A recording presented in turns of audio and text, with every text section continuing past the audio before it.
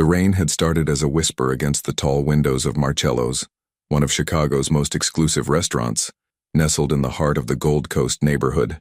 Charlotte Hayes pressed her palm against the cool glass, watching the drops race each other down the pane, her breath creating small clouds of condensation that disappeared as quickly as they formed. "Charlotte, table 7 needs their wine list," called Marcus, the head waiter, his voice cutting through her momentary distraction. She turned away from the window, smoothing down her black apron and checking her reflection in the polished silver tray on the nearby service station.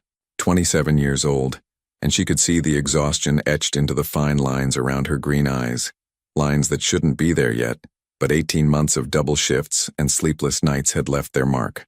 "On it," she replied, grabbing the leather-bound wine menu and weaving through the dining room with practiced grace. Marcello's was the kind of place where a single bottle of wine could cost more than Charlotte made in a week. Crystal chandeliers cast warm, golden light over white tablecloths so crisp they looked like they'd been ironed moments before each seating.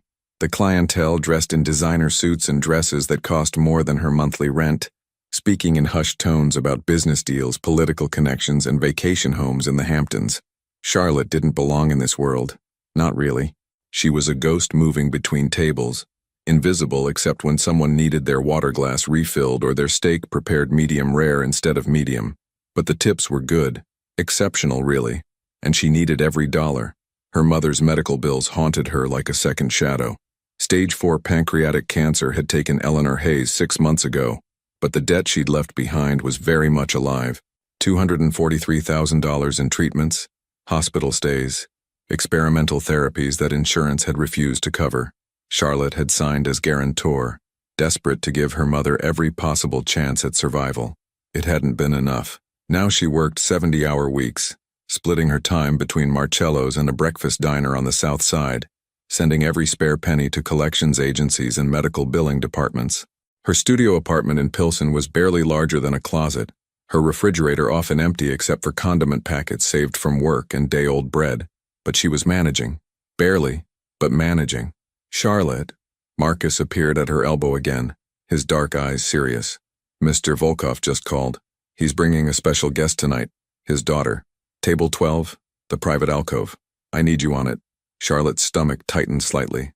Table 12 was in the semi-private dining area, separated from the main restaurant by frosted glass panels and heavy velvet curtains. It was where Marcello's most exclusive and most private guests dined. She'd served there only a handful of times, always feeling like she was intruding on conversations that weren't meant for outside ears. "Is there anything specific I should know?" she asked. Marcus leaned closer, lowering his voice. "Just be professional. Quick service, minimal interaction unless asked directly. Mr. Volkov values his privacy." Charlotte nodded, though she didn't recognize the name. Marcello's had regulars she'd never even seen. People who called ahead, were escorted through side entrances and left before the main dining rush. She'd learned not to ask questions. The evening shift progressed in its usual rhythm. Charlotte moved between her assigned tables. A couple celebrating their anniversary, a group of lawyers dissecting a case over appetizers, an older gentleman dining alone while reading the Wall Street Journal. She poured wine, recommended the chef's special sea base, ensured water glasses never reached half empty. All the while, she kept one eye on table 12, still empty at 8:15. The rain had intensified, drumming against the windows with increasing urgency.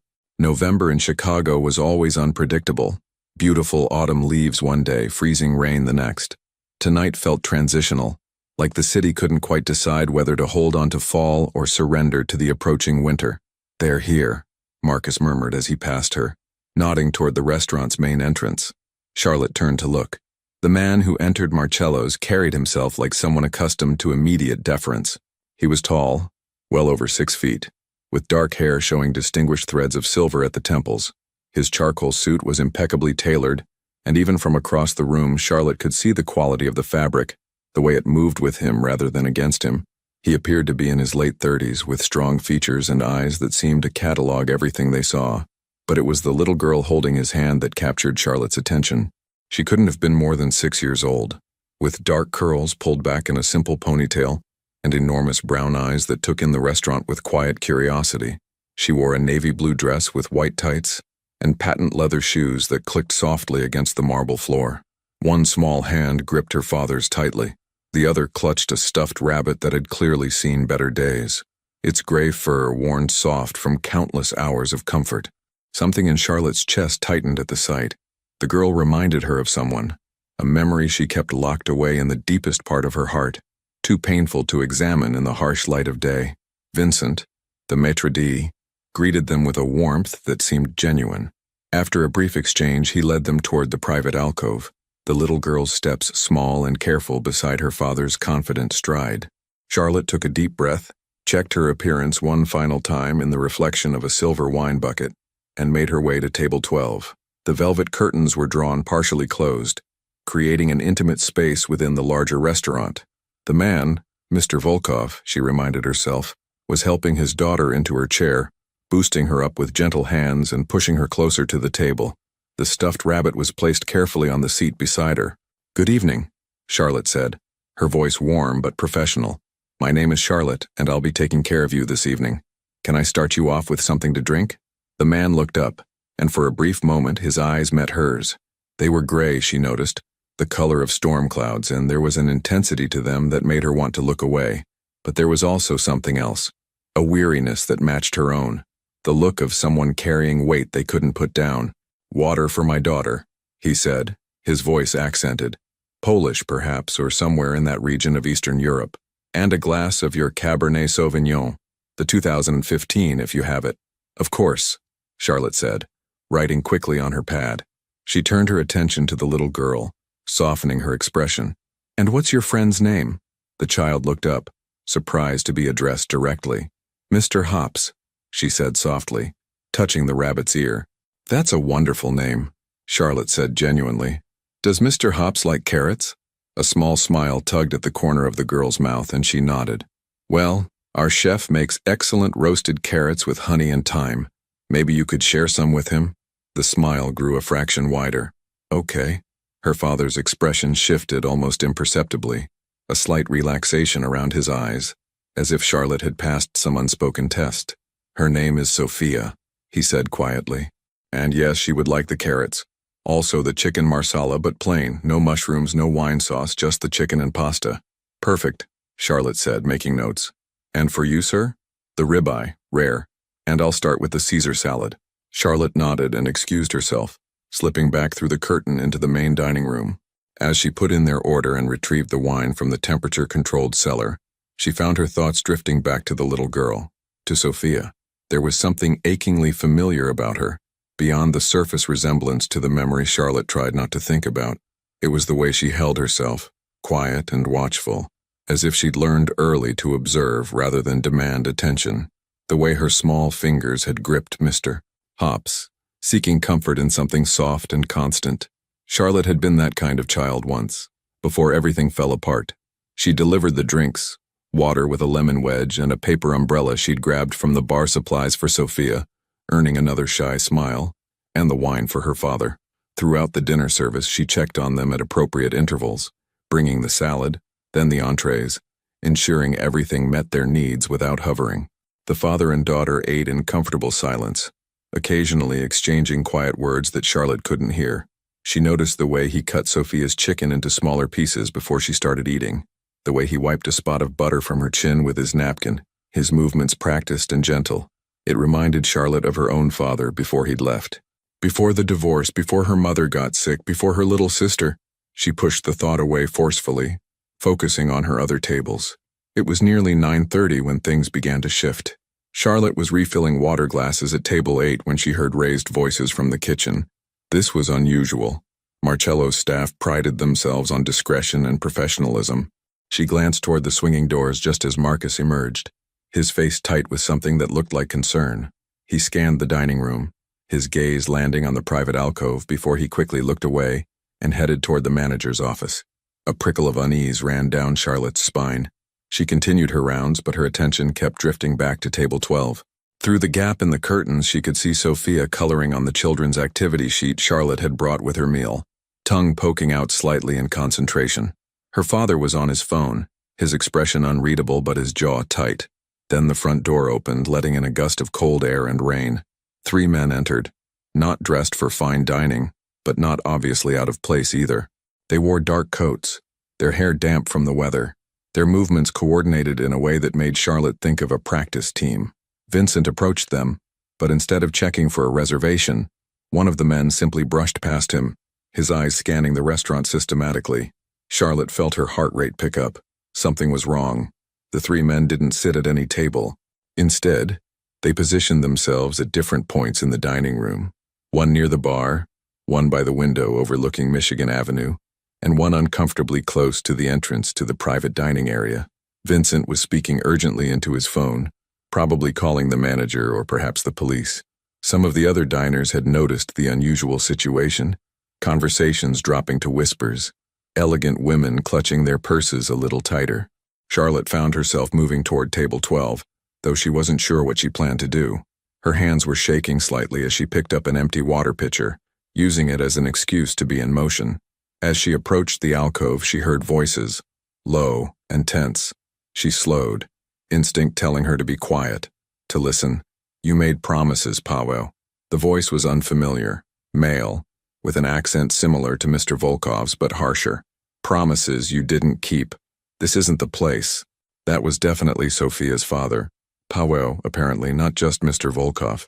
His voice was controlled but edged with steel. "And this doesn't involve her. Everything involves family. You taught me that." Charlotte pressed herself against the wall beside the curtain, her heart hammering. She knew she should walk away, mind her own business, stay invisible the way she'd learned to be. But something kept her frozen in place. "I left that world," Powell said, his voice lower now. "I made that clear 2 years ago. Whatever business you think we have is finished. You don't get to just leave. Not after what your father did. Not after what you owe." There was a long silence. Charlotte could hear Sophia humming softly, oblivious to the tension in her father's voice. "The sins of the father," the other man continued, and Charlotte could hear something cruel in his tone now. "They pass to the children, don't they? That's how it works in our world. You know this." "Don't." The single word from Powell carried a weight of warning that made Charlotte's breath catch. "She's 6 years old now, isn't she? Pretty little thing. Looks just like her mother, God rest her soul." Charlotte's hands gripped the water pitcher so tightly her knuckles went white. The pieces were falling into place in her mind. Pieces she wished she hadn't picked up. A puzzle she wished she couldn't see. "If you touch her," Powell started, but the other man cut him off. "You're in no position to make threats. You walked away from the protection, from the family. That means she's just another little girl in Chicago now, vulnerable, exposed." A pause. "You have 48 hours to reconsider your position, to come back and finish what your father started. If you don't..." The threat hung in the air, unfinished but perfectly clear. Charlotte heard movement. Chairs scraping, footsteps. She quickly backed away from the alcove, her mind racing. She should tell someone. Marcus, the manager.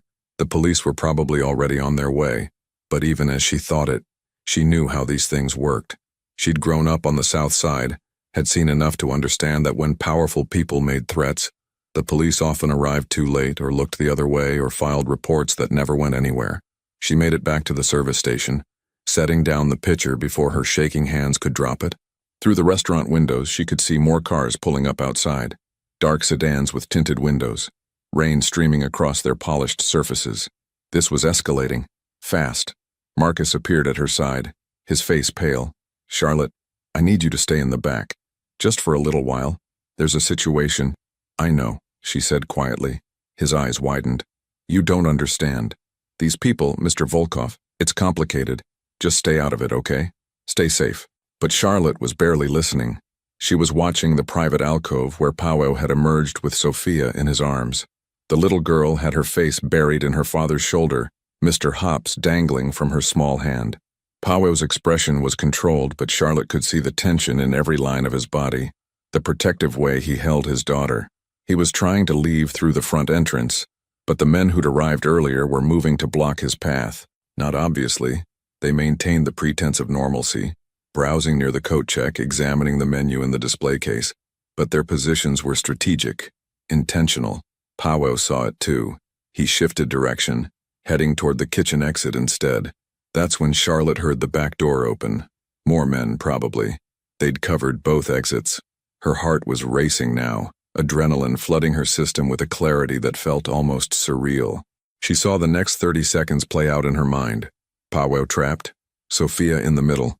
Whatever these men had planned unfolding regardless of who else was in the restaurant, regardless of the innocent people dining who might get caught in the crossfire.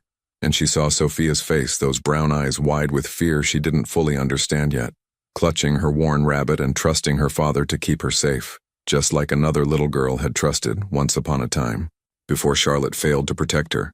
The memory crashed over her, Emily's hand in hers pulling away at the last second, the car that came out of nowhere, the sound that would haunt Charlotte forever. She'd been 12, supposed to be watching her 7-year-old sister, just for 5 minutes while their mother ran into the convenience store. 5 minutes. That's all it took for Charlotte's entire world to shatter. She'd never forgiven herself. Never stopped seeing Emily's face, never stopped hearing her mother's grief-stricken sobs, never stopped feeling the weight of that responsibility she'd failed to carry. And now, watching Sophia, she felt that same crushing weight pressing down on her chest. But this time, maybe, just maybe, she could do something. Charlotte didn't let herself think. Thinking would mean acknowledging how foolish this was, how dangerous, how completely insane. Instead, she moved on pure instinct, the same instinct that had made her jump into a freezing river to save a stranger's dog last winter, the same instinct that had her giving her lunch to homeless veterans on her break, even when she was hungry herself, the same instinct that had always gotten her into trouble, that her mother had called both her greatest strength and her biggest flaw. She walked toward Powell as he stood near the kitchen entrance, clearly calculating his options. The men were closing in slowly, carefully, not wanting to cause a scene but determined to corner him. "Excuse me, Mr. Volkov," Charlotte said, her voice surprisingly steady. "I forgot to ask, would Sophia like some dessert? We have an excellent chocolate cake, or perhaps some ice cream." Powell looked at her, confusion flickering across his features. "This isn't. We need to leave. Now." "I understand," Charlotte said quietly, positioning herself so she could see the men approaching from both directions. "But I think there's something you should know. The back exit is blocked too." His eyes sharpened. "How do you—" "I pay attention," she said simply. "It's part of being a good waitress. And right now I'm paying attention to the fact that your daughter is scared and you're running out of options." Sophia lifted her head from her father's shoulder, looking at Charlotte with those enormous brown eyes. A single tear tracked down her cheek, and she quickly wiped it away with the back of her hand. Charlotte's heart shattered and rebuilt itself in that instant. "There's a third exit," she whispered urgently. "Through the wine cellar. It leads to an alley that connects to State Street. Staff use it for deliveries. I can show you." "Why would you help me?" Powell's voice was hard, suspicious. "You don't know me. You don't know what's happening here." "No," Charlotte agreed. "I don't. But I know what I see. And I see a father trying to protect his little girl. That's enough." For a long moment, Powell studied her face, and Charlotte had the unsettling feeling he was reading everything she'd tried to hide. The grief, the guilt, the desperation to make something right after so much had gone wrong. Then Sophia spoke, her voice small and trembling. "Daddy, I'm scared." Something in Powell's expression cracked, just slightly, just enough for Charlotte to see the fear underneath the control. "All right," he said to Charlotte. "Show me." Charlotte moved quickly, leading them toward the service station near the wine cellar entrance.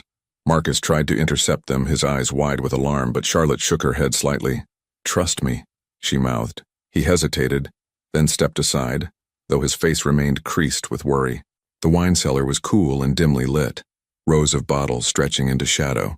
Charlotte navigated the narrow aisles with practiced ease, Powell close behind her, Sophia still in his arms. They were halfway to the delivery exit when Charlotte heard footsteps on the stairs behind them. "Powell," the voice echoed through the cellar. "Don't make this harder than it needs to be. We just want to talk. Keep moving," Powell whispered to Charlotte, his voice tight. She quickened her pace, dodging around a stack of wine crates heading for the metal door at the far end. The exit was alarmed, but Charlotte had seen the code entered enough times, 2793, the year Marcello's had been established. Her fingers found the keypad punching in the numbers. The light turned green and she pushed the door open, cold air and rain rushing in. The alley was narrow and dark, lit by a single flickering streetlight. Rain poured down in sheets, creating rivers along the uneven pavement. Charlotte could see the opening to State Street about 30 yards away, the glow of traffic and streetlights like a beacon. "Go," she said to Powell. "Quick, before—" But she didn't get to finish. The footsteps in the cellar had become running, and suddenly 3 men emerged from the doorway, blocking their path to the street. They were trapped. Powell set Sophia down gently, positioning himself between her and the approaching men.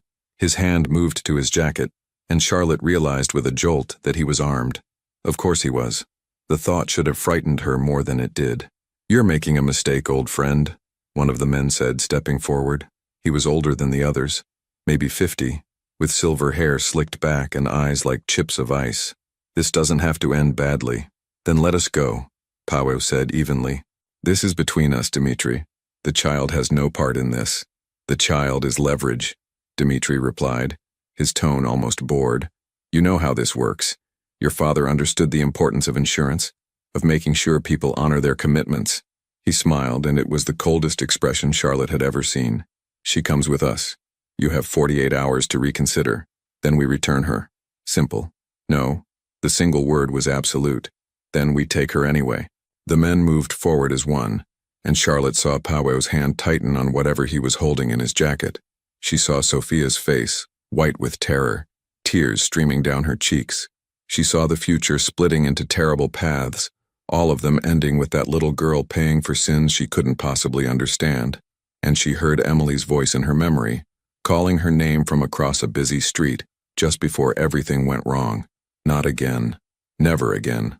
Charlotte stepped forward, placing herself between the men and Sophia. "Wait," she said, her voice cutting through the rain and tension. "Wait, please." All eyes turned to her. Powell made a sound of protest, but she didn't look at him. She kept her gaze fixed on Dmitri, on those ice-chip eyes that had seen too much and felt too little. "Take me instead," Charlotte said.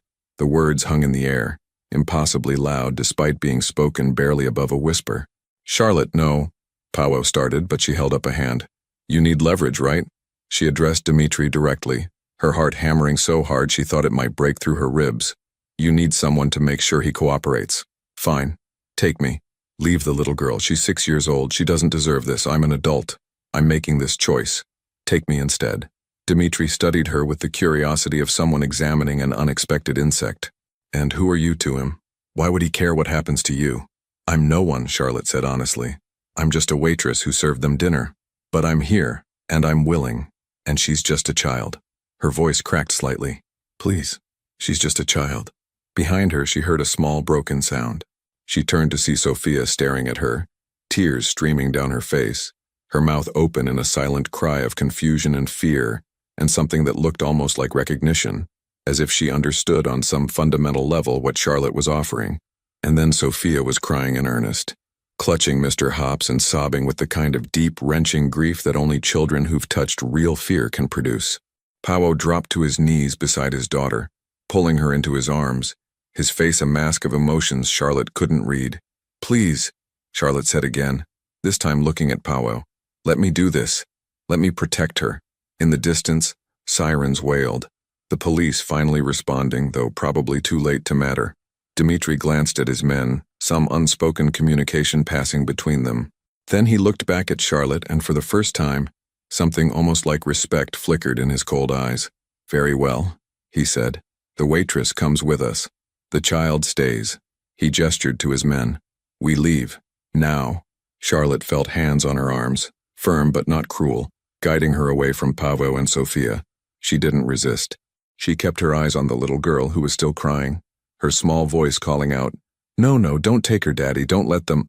The last thing Charlotte saw before she was ushered into a waiting car was Powell's face, stricken with an anguish that somehow made him look more human than he had all evening, and Sophia's small hand reaching out toward her, still clutching that worn gray rabbit. Then the car door closed. The engine rumbled to life, and Charlotte found herself being driven into the rainy Chicago night, toward an unknown destination for unknown purposes, having just traded her freedom, possibly her life, for a child she'd met only hours before. The weight of what she'd done settled over her like a blanket, and for the first time since she'd spoken those 3 words, Charlotte began to shake.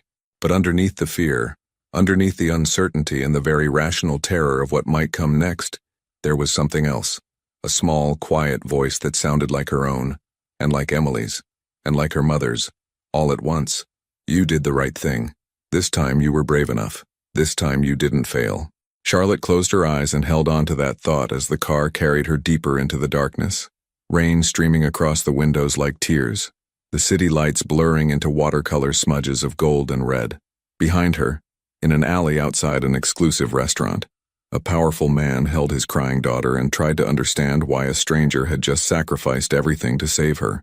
And inside Marcello's, Marcus stood at the wine cellar door watching the police arrive, knowing that Charlotte Hayes had just walked into something from which she might never return. The rain continued to fall, washing the city clean, as if trying to rinse away the sins of the past and the mistakes of the present, preparing the ground for whatever would grow from this impossible moment of courage. In the dark car, Charlotte opened her eyes and looked at the men flanking her, strangers who held her fate in their hands. "What happens now?" she asked quietly. Dimitri, seated in the front passenger seat, turned to look at her with those cold, analytical eyes. "Now," he said, "we find out if you're as brave as you think you are." And as the car disappeared into the Chicago night, leaving behind sirens and questions and a father's desperate gratitude, Charlotte realized that her carefully ordered life, the one built on double shifts and debt payments and careful invisibility, had just come to an irrevocable end. Whatever came next, there was no going back. The story of Charlotte Hayes, invisible waitress, was over. The story of what she would become had only just begun. The car moved through Chicago's rain-slicked streets with unsettling smoothness, as if the city itself was complicit in Charlotte's abduction. She sat rigid between two silent men, her waitress uniform already damp from the brief exposure to the downpour, her hands clasped tightly in her lap to hide their trembling. Through the tinted windows, she watched familiar landmarks slide past, the illuminated magnificence of the Tribune Tower, the bridges spanning the Chicago River, the late-night crowds hurrying beneath umbrellas, normal people living normal lives, completely unaware that a woman was being transported against her will just feet away from them. Charlotte's mind raced through possibilities, each more frightening than the last. She thought about her empty apartment in Pilsen, how no one would notice her absence until she missed her breakfast shift tomorrow. She had no close friends. Working 2 jobs left no time for socializing, and her mother was gone. There was no one to report her missing, no one to wonder where she'd disappeared to, except maybe Marcus, who'd seen her lead Pavo and Sophia into the wine cellar. But what could he really tell the police? That she'd left voluntarily? That she'd walked out of Marcello's of her own accord? Technically, she had. "Where are you taking me?" Charlotte asked, breaking the heavy silence. Her voice sounded steadier than she felt. Dimitri didn't turn around. "Somewhere safe." "Safe for whom?" A slight chuckle from the driver. "She's got spirit, this one. Spirit gets people hurt," Dimitri replied coolly. "Intelligence keeps them alive. Let's see which one you have more of, Miss Hayes," Charlotte supplied, though she immediately wondered if giving her real name was wise. Too late now. "Charlotte Hayes. Well, Miss Hayes, here's some intelligence for you. Stay quiet, do as you're told, and you'll likely survive this experience. Make trouble, and your sacrifice will have been for nothing." Charlotte bit back a retort. He was right, and arguing would only prove his point about spirit versus intelligence. Instead, she focused on observing, on gathering information that might prove useful later. They were heading south, away from the Gold Coast's luxury and toward neighborhoods that grew progressively darker and more industrial. The rain continued its relentless assault, creating rivers in the gutters, turning the streets into mirrors that reflected the city's neon glow. After nearly 30 minutes, the car turned into what appeared to be an abandoned industrial complex. Rusted chain-link fencing surrounded empty lots where factories had once stood. The buildings that remained were skeletal, windows broken, walls covered in graffiti that the rain slowly eroded. The car pulled into a warehouse with a corrugated metal roof. The moment they entered, Charlotte heard the door rolling shut behind them, sealing off her last glimpse of the outside world. Interior lights flickered on, revealing a surprisingly well-maintained space. While the exterior looked derelict, the inside had clearly been renovated. Concrete floors, metal support beams, and a series of rooms constructed within the larger warehouse structure. It reminded Charlotte of the trendy loft apartments in the West Loop. Industrial chic without the chic. "Out," said one of the men beside her, not unkindly. Charlotte stepped from the car on unsteady legs, her shoes clicking against the concrete. The air smelled of motor oil and dampness, with an underlying scent of cigarette smoke. Several other vehicles were parked throughout the space, expensive sedans and SUVs with darkly tinted windows. Dimitri emerged from the front seat, straightening his coat. In the harsh fluorescent light, Charlotte could see him more clearly. He was impeccably dressed despite the weather, his silver hair perfectly styled, a gold watch glinting at his wrist. Everything about him spoke of wealth and power, but his eyes remained cold, evaluating. This way, he gestured toward one of the interior rooms. Charlotte followed, flanked by the two men who'd sat beside her in the car. Her heart hammered against her ribs, but she kept her breathing measured, controlled. Panic wouldn't help. She needed to stay calm, to think clearly. The room they entered was sparse but functional. A metal table, several chairs, a small window set high in the wall showing only darkness and rain. A single bulb hung from the ceiling, casting harsh shadows. "Sit," Dmitri instructed, pulling out a chair for himself. Charlotte sat across from him, the metal cold through her thin uniform. The two guards positioned themselves by the door, arms crossed, faces impassive. For a long moment, Dmitri simply studied her. Charlotte forced herself to meet his gaze, to not look away, even though every instinct screamed at her to show submission, to make herself small and non-threatening. "Do you understand what you've done?" he finally asked. "I offered myself in exchange for a child's safety," Charlotte replied. "You inserted yourself into a situation you don't understand. You've made yourself a piece in a game whose rules you don't know." He leaned back, fingers steepled. "Tell me, Miss Hayes, why? Why sacrifice yourself for Pavel Volkov's daughter? What is she to you?" Charlotte's throat tightened. How could she explain something she barely understood herself?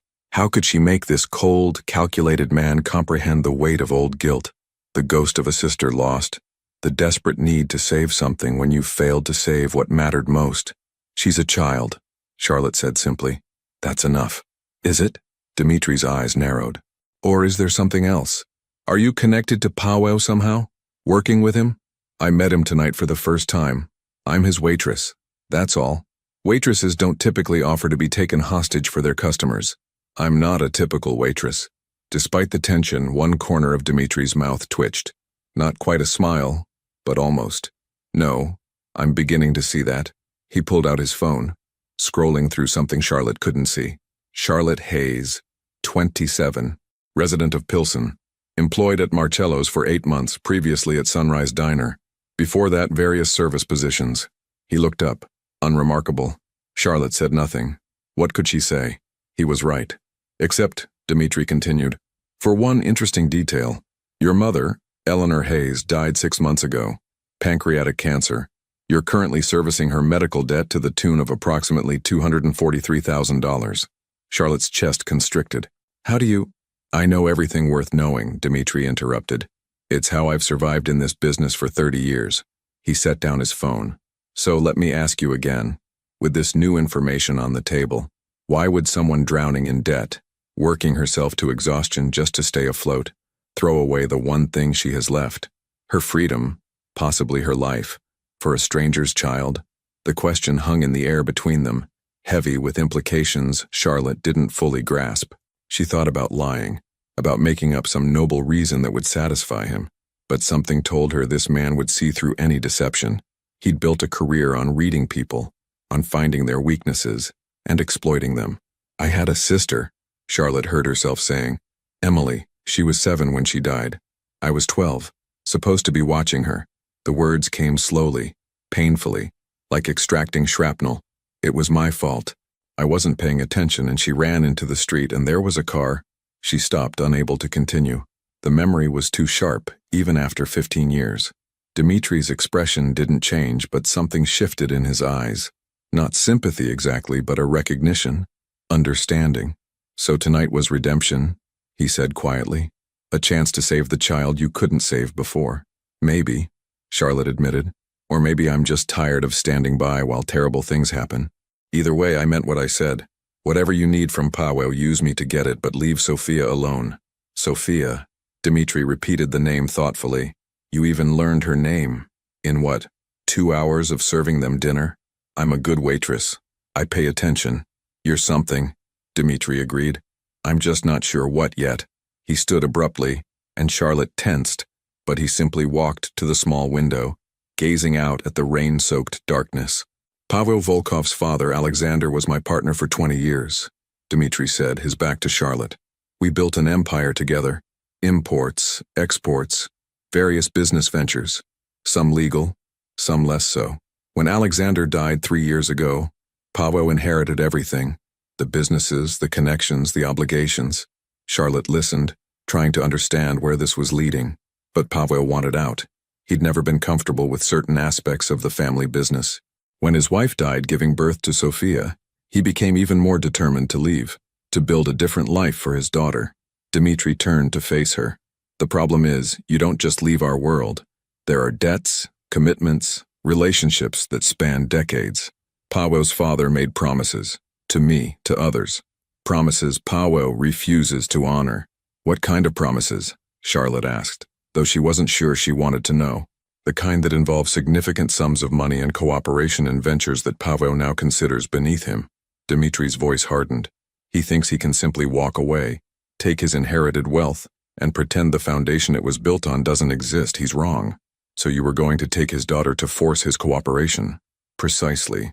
Nothing focuses a man's priorities quite like his child's safety. Dmitri moved back to the table, leaning against it. But now we have you instead. A complication I didn't anticipate. Will it work? Charlotte asked. Will he cooperate to get me back? Dmitri laughed, but it wasn't a pleasant sound. That's the question, isn't it? You're not his daughter. You're barely more than a stranger to him. Logically, he should cut his losses, take Sophia somewhere safe, and let you face the consequences of your impulsive heroics. Charlotte's stomach dropped. She hadn't considered that possibility, that her sacrifice might be meaningless, that Paweł might simply disappear with Sophia and leave Charlotte in the hands of these men. But, Dmitri continued, watching her face carefully, Paweł has a weakness, a rather inconvenient sense of honor, inherited from his mother's side. He hates owing debts, especially debts of the personal kind. And what you did tonight, stepping between armed men and his child, that creates a very personal debt indeed. So you think he'll negotiate for my release? I think he'll feel obligated to try. Whether he'll actually go through with what I need, that remains to be seen. Dmitri pulled out his phone again. In the meantime, you'll be our guest here, comfortable enough, fed, unharmed, as long as you cooperate. And if I don't cooperate, then your mother's medical debt will be the least of your worries. The threat was delivered casually, but Charlotte didn't doubt he meant it. She nodded slowly, accepting the reality of her situation. Dmitri made a gesture, and one of the guards moved forward. Take her to the holding room, the one with the bathroom access. Make sure she has water, food if she wants it. As Charlotte was led from the interrogation room, Dmitri called after her, Miss Hayes, for what it's worth, what you did tonight was either incredibly brave or incredibly foolish. I haven't decided which yet. Perhaps both. Charlotte didn't respond. She followed the guard down a narrow hallway to another room, this one slightly larger, with a cot, a small table, and a door leading to what she assumed was a bathroom. It reminded her of a college dormitory room stripped of all personality and comfort. You need anything, knock 3 times, the guard said, not unkindly. Someone's always outside. Then he left, and Charlotte heard the lock click into place. She was alone. Charlotte sank onto the cot, her legs finally giving out, the adrenaline that had sustained her for the past hour draining away all at once. Her whole body began to shake, not from cold, though the warehouse was chilly, but from the delayed shock of everything that had happened. She'd been taken. She was a hostage. She'd traded her freedom for a little girl she barely knew, and there was no guarantee anyone would come for her. No certainty that this wouldn't end with her body dumped in the Chicago River like something from a crime drama. What had she been thinking? But even as the fear threatened to overwhelm her, Charlotte remembered Sophia's face. Those enormous brown eyes, the tears streaming down her cheeks, the way she'd reached out as Charlotte was taken away. She remembered Emily, too. Emily, who never got the chance to grow up, to cry out for help, to be saved. Sophia had cried out, and Charlotte had answered. Maybe that was enough. Maybe that single act of protection, even if it cost Charlotte everything, was worth it. She lay back on the cot, staring at the ceiling where water stains created abstract patterns in the dim light. Somewhere above, rain continued to hammer against the warehouse roof, a constant percussion that might have been soothing under different circumstances. Charlotte thought about Paweł, about whether he was truly the kind of man who would try to save her. She barely knew him, just a few observations from serving him dinner. The gentleness with which he'd treated Sophia, the steel in his voice when he'd confronted Dmitri. Was that enough to build hope on? The idea that a powerful man she'd met hours ago might have enough honor to negotiate for a stranger's freedom. It had to be. Because the alternative, that she'd sacrificed herself for nothing, that Sophia would eventually be targeted anyway, that Charlotte would simply disappear without anyone caring or noticing, was too bleak to contemplate. So Charlotte chose hope, fragile and uncertain as it was. She closed her eyes and tried to rest, knowing sleep would be elusive but needing to conserve her strength for whatever came next. Outside her locked room, the warehouse settled into nighttime rhythms, footsteps on concrete, low voices speaking in languages Charlotte didn't understand, the occasional sound of vehicles arriving or departing, and somewhere in the rainy Chicago night, Paweł Volkov held his crying daughter and made decisions that would determine Charlotte Hayes's fate. In that moment, their lives were bound together by 3 simple words that had changed everything. Take me instead. Words that couldn't be taken back. Words that had set events in motion that none of them could yet foresee. Words that carried the weight of sacrifice, redemption, and a desperate hope that sometimes, even in the darkest circumstances, courage matters. Charlotte didn't know if she'd been brave or foolish. She only knew she'd had to try. And as the rain continued to fall, washing the city clean, preparing the ground for whatever would grow from this impossible moment, Charlotte held on to that thought like a lifeline. She'd had to try. For Sophia. For Emily. For every child who deserved someone willing to stand between them and harm. Whatever came next, at least she'd tried. Charlotte had never been good at waiting.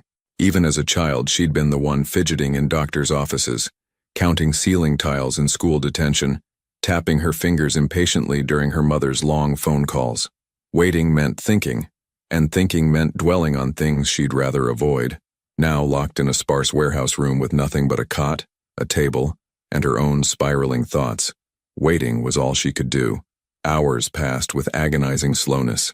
She'd explored every inch of her confined space, approximately 12 feet by 10 feet, with concrete walls painted an institutional beige. The small bathroom contained a toilet, sink, and a mirror so scratched she could barely see her reflection. The single window, positioned near the ceiling, showed only darkness and the occasional flash of lightning from the storm still raging outside.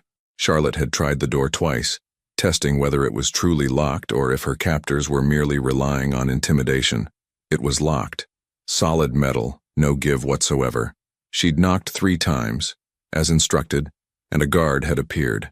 A different one from before, younger, with a crooked nose and wary eyes. "Bathroom?" he'd asked. "Just wondering what time it is." "Late. Go to sleep." The door had closed again before Charlotte could respond. Now she sat on the cot, knees drawn to her chest, still wearing her damp waitress uniform. Her phone was gone.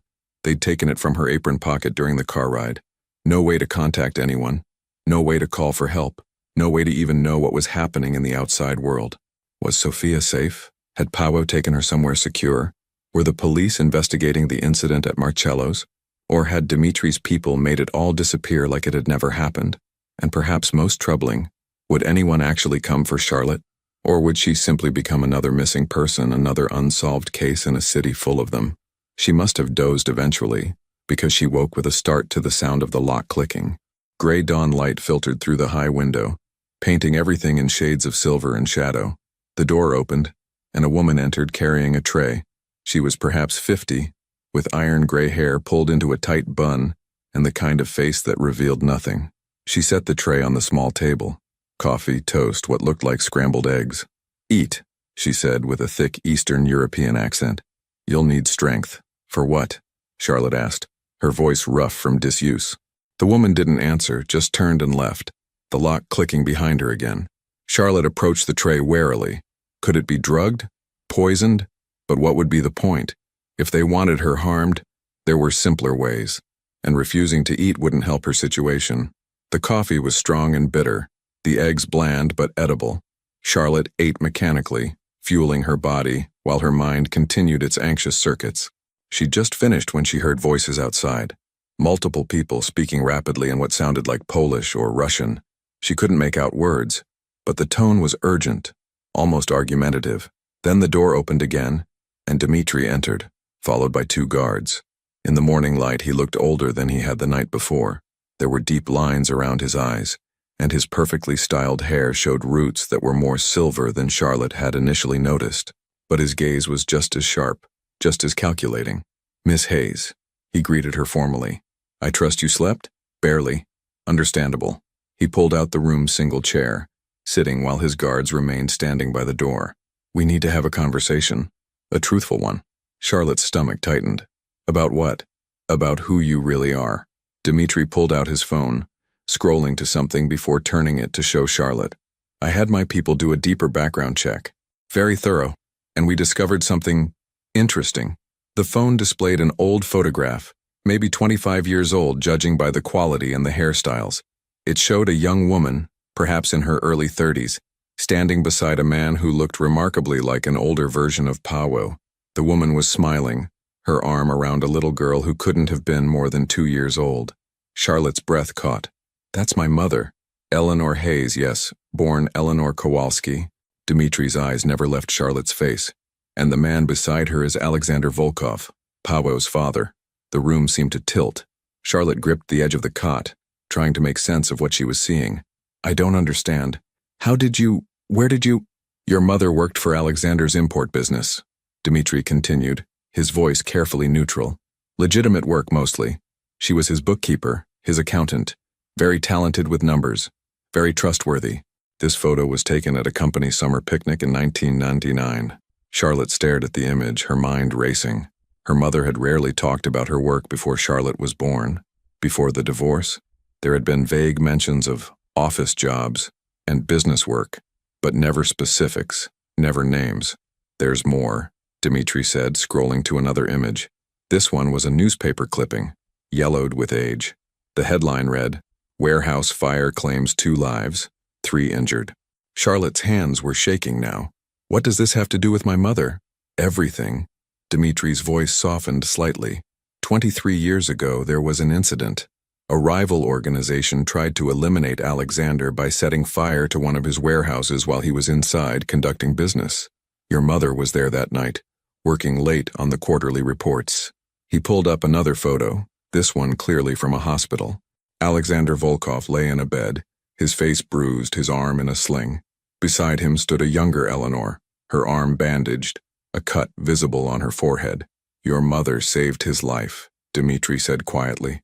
"When the fire started, when everyone else ran, she went back in, found Alexander unconscious from smoke inhalation, dragged him out despite her own injuries. The doctor said another 2 minutes and he would have died." Charlotte felt tears stinging her eyes. This couldn't be real. Her mother, shy, quiet Eleanor Hayes, who'd worked retail jobs and struggled to pay bills, had saved a powerful man's life. "Alexander made her a promise," Dimitri continued, "that he would always protect her, always look after her and her family. He gave her a substantial sum of money, enough to start fresh, to leave Chicago if she wanted. Your mother took the money and disappeared, changed her last name from Kowalski to Hayes, moved to a different neighborhood, severed all ties with her old life." "Why?" Charlotte whispered. "Why would she do that?" "Because she was pregnant with you," Dimitri said simply, "and she wanted you to grow up away from this world, away from the dangers that came with being connected to men like Alexander Volkov." The pieces were falling into place now, creating a picture Charlotte had never imagined. Her mother's reluctance to discuss her past. The money that had appeared occasionally when they'd been desperate. Money her mother had always claimed came from a distant relative or an old savings account. The way Eleanor had flinched whenever anyone mentioned organized crime on the news. "But Alexander kept his promise," Dimitri said. "Even after your mother cut ties, he made sure she was protected, made sure she had resources when she needed them. And when she got sick," he paused, choosing his words carefully. "The cancer treatments were expensive, far more expensive than your mother could afford on a retail salary." Charlotte's breath caught. "The experimental treatments, the ones insurance wouldn't cover. I never understood how she managed to get them. Alexander paid for them, all of them, $200,000 over 18 months, trying to save the woman who'd once saved his life." "Then why?" Charlotte's voice broke. "Why did my mother die with so much medical debt if he paid for her treatments?" Dimitri's expression grew somber. "Because Alexander died 6 months before your mother did. Heart attack, sudden and unexpected. And with his death, the payment stopped. The bills that came after, the final hospital stays, the palliative care, those fell on you." Charlotte pressed her hands to her face, trying to process this flood of information. Her entire understanding of her mother's life, of their struggles, of where they'd come from, All of it was built on foundations she'd never known existed. Does Powell know? She asked finally. About my mother and his father? He does now. Dmitri stood, pacing to the small window. I told him last night after we brought you here. It was illuminating to see his reaction. What did he say? Nothing at first. Then he asked to see all the documentation. The photos, the financial records, everything. He spent 3 hours going through his father's old files, confirming what I told him. Dmitri turned back to face her. Your sacrifice for Sophia? It wasn't as random as it appeared. Somewhere in your blood, in your instincts, you knew. You felt the connection. That's ridiculous, Charlotte protested, though her voice lacked conviction. I didn't know anything about this. I helped Sophia because she's a child who needed help. That's all. Is it? Dmitri moved closer, his gaze intense. Or did something in you recognize something in them? The daughter of the woman who saved Alexander, protecting the daughter of Alexander's son. Some debts transcend generations, Miss Hayes. Some bonds run deeper than we understand. Charlotte wanted to argue, to insist that coincidence didn't equal destiny, that her decision had been purely instinctive, but doubt crept in around the edges. Had she felt something when she'd first seen Powell and Sophia? Some unconscious recognition? What happens now? She asked, changing the subject. Now, Dmitri said, we wait to see what Powell decides. I've made my demands clear. He has certain business obligations to fulfill, contracts to honor, partnerships to maintain. If he agrees, you go free. If he doesn't, he left the sentence unfinished. And if I'm just leverage to you, Charlotte said carefully, why tell me all this? Why reveal my mother's history? Dmitri smiled, but it didn't reach his eyes. Because you deserve to know who you really are. Because this situation is more complicated than I initially understood. And because, he paused, seeming to struggle with something. Because your mother was a good woman who saved my partner's life. That creates an obligation, even to me. You knew her? I met her a few times. Quiet, intelligent, principled. She could have leveraged what she'd done into a position of power, could have demanded more money, more protection. Instead, she walked away and asked only to be left alone. Dmitri's expression softened slightly. Your willingness to sacrifice yourself for a stranger, you inherited that from her. Before Charlotte could respond, there was a knock at the door. Rapid, urgent. One of the guards opened it, and a younger man rushed in, speaking quickly in Polish. Dmitri's expression changed, hardening into something dangerous. He barked a response, then turned to Charlotte. It seems we're about to have a visitor, he said. Your hero has arrived. Charlotte's heart leaped. Powell? He's demanded a meeting. Insisted on seeing you, verifying you're unharmed. Dmitri studied her face. This is where it gets interesting, Miss Hayes. What you say to him, how you act. It could determine how this ends for both of you. I'll tell him the truth, Charlotte said firmly. The truth. Dmitri repeated the word as if tasting it. Be careful with truth. It's a weapon that cuts both ways. He gestured to the guards who moved to flank Charlotte. Come, let's not keep him waiting. They led her through the warehouse, past rooms she hadn't seen the night before, offices, storage areas, spaces that looked disturbingly like other holding cells. How many people had been brought here over the years? How many had left? They entered a larger room that appeared to be set up for meetings. A long table, several chairs, better lighting than the rest of the facility. And standing at the far end, his back to the door, was Pavel Volkov. He turned when they entered, and Charlotte saw immediately that he hadn't slept. His suit from the night before was rumpled, his face shadowed with stubble, his eyes red-rimmed and intense. When his gaze landed on Charlotte, something flickered across his features. Relief? Guilt? Both. Charlotte, he said, her name sounding strange in his accented voice. Mr. Volkov. Pavel, he corrected quietly. Given the circumstances, I think we're past formalities. Dmitri gestured to the chairs. Sit, both of you. Let's have our discussion like civilized people. Charlotte sat across from Powell, acutely aware of the guards positioned at the exits, of Dmitri watching them both like a chess master contemplating his next move. Are you hurt? Powell asked her, his eyes scanning her face, her arms looking for injuries. No, they've treated me adequately. Adequately. Powell's jaw tightened. You sacrificed yourself for my daughter and you're being held against your will. Adequately is hardly acceptable. She's alive because of me, Charlotte said softly. That makes it acceptable. Something in Pavo's expression cracked, a glimpse of the anguish Dmitri had mentioned. Why did you do it? Dmitri told me about your mother, about the connection between our families. But you didn't know any of that when you stepped between those men and Sophia. So why? Charlotte thought about her answer carefully. I had a sister, Emily. She died when I was supposed to be protecting her. I failed then. I couldn't fail again. Sophia isn't your sister. No, but she's someone's daughter, someone's entire world, and she was innocent. Charlotte leaned forward slightly. I couldn't let her pay for mistakes she didn't make, for debts she didn't owe. No child should have to carry that weight. Paweł's eyes closed briefly, and when they opened, Charlotte saw wetness there, unshed tears held back by sheer will. My father died owing your mother a debt he never repaid. Now you've saved my daughter, and I owe you a debt I can never repay. The irony isn't lost on me. I don't want repayment, Charlotte said. I want Sophia to be safe, that's all. Noble, Dmitri interjected, but impractical. We're not here to discuss philosophy. We're here to discuss terms. Paweł turned to him and the grief in his eyes transformed into something harder. You want me back in the business? You want me to honor my father's commitments? To continue partnerships I've spent 2 years trying to dissolve? I want you to remember where you came from, Dmitri corrected. I want you to acknowledge that you can't simply erase the foundation your wealth was built on. Your father and I built something together. When he died, that didn't end. You inherited more than money, Paweł.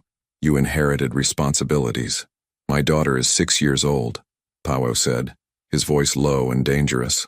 She's in kindergarten. She likes stories about princesses and animals. She still sleeps with a nightlight because she's afraid of the dark. That's my responsibility now. Not your business deals, not my father's legacy. Her. Then honor that responsibility by ensuring she grows up with everything she needs. Dmitri replied smoothly. The wealth to give her opportunities. The connections to protect her. The power to make sure no one can threaten her again. All of that comes from the business you're trying to abandon. Charlotte watched this exchange, understanding dawning. This wasn't just about money or power. It was about two men with fundamentally different views of what protection meant, what legacy meant, what debt meant. What exactly do you want from him? She asked Dmitri directly. Both men turned to look at her, surprised by her interruption. I want 3 years, Dmitri said after a moment. 3 years of Paweł's full cooperation. He resumes his position in our organization, honors the contracts his father made, helps expand our legitimate business interests. After 3 years, if he still wants out, we renegotiate. But he doesn't get to simply walk away and pretend none of this exists. And if he refuses? Charlotte asked. Then you remain our guest until he changes his mind. And if he still refuses? Dmitri's expression grew cold. Then we revisit our discussion about Sophia. The threat hung in the air, heavy and unmistakable. Paweł's hands clenched into fists on the table. You would harm a child to force my compliance?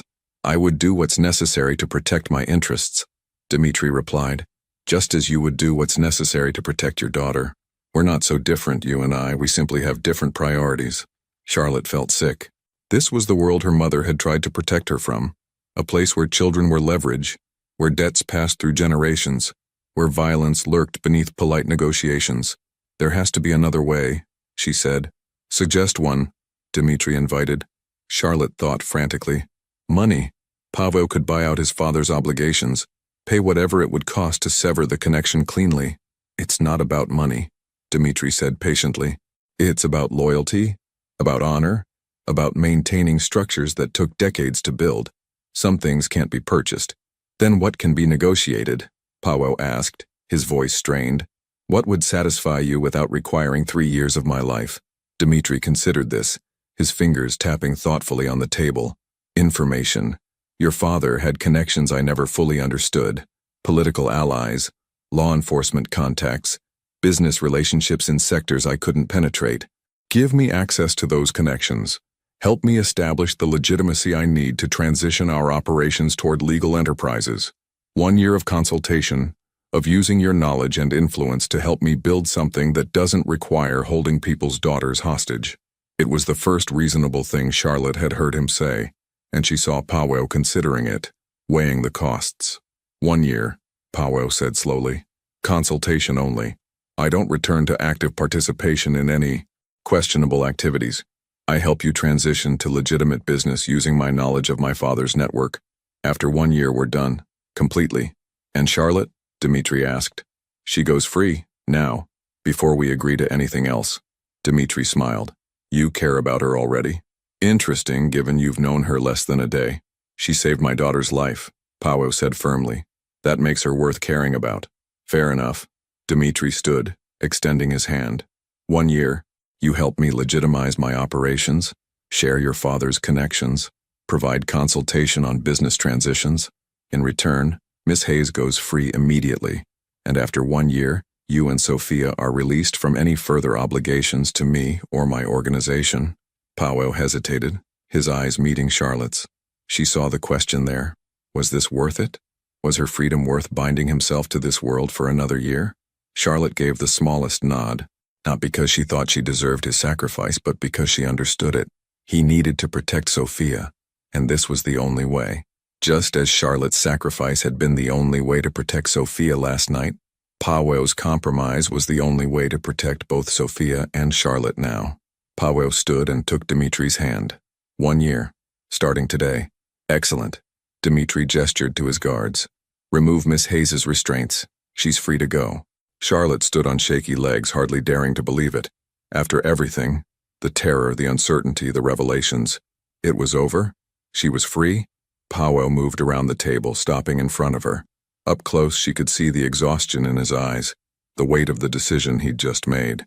Thank you, he said quietly, for everything. Take care of Sophia. Charlotte replied. That's all the thanks I need. I intend to. He hesitated, then added, Your mother, what she did for my father I never knew. If I had, I would have made sure her final medical bills were covered. I'm sorry. You didn't know. How could you? Charlotte managed a tired smile. Besides, I'm beginning to think maybe everything happened the way it was supposed to. Some debts work themselves out over generations. Paweł nodded slowly, understanding the deeper truth in her words. Dmitri cleared his throat. Touching as this is, Miss Hayes needs to leave before I change my mind. One of my men will drive you home. I suggest you take a few days off work. Rest. Process what you've experienced. Charlotte turned to him, this cold, calculating man who'd held her captive but also revealed her mother's hidden past. Will I see you again? Let's hope not, Dmitri said, but there was something almost like warmth in his voice. Though if you ever need anything, in memory of what your mother did for Alexander, you know where to find me. It was a strange offer, loaded with implications Charlotte didn't fully understand, but she nodded, accepting it for what it was. As she was led from the warehouse into the gray morning light, Charlotte looked back once. Paweł stood in the doorway watching her leave, his expression unreadable. Their lives had collided for less than 24 hours, but the impact would last far longer. Charlotte settled into the car that would take her home, her mind full of revelations, her heart heavy with all she'd learned and all she'd left behind in that warehouse. Her mother had saved a life, and years later Charlotte had done the same. Some debts, it seemed, really did transcend generations, and some sacrifices, however painful, were always worth making. 3 months had passed since that rainy November night that changed everything. Charlotte stood at the window of her new apartment in Lincoln Park, watching autumn leaves swirl along the sidewalk below. The space was modest but comfortable, a one-bedroom with actual natural light, hardwood floors, and a kitchen larger than a closet. She could afford it now, thanks to the job Paweł had helped her secure at a consulting firm downtown. Administrative work, good pay, reasonable hours. Her mother's medical debt had been cleared 2 weeks after her release from the warehouse, an anonymous payment.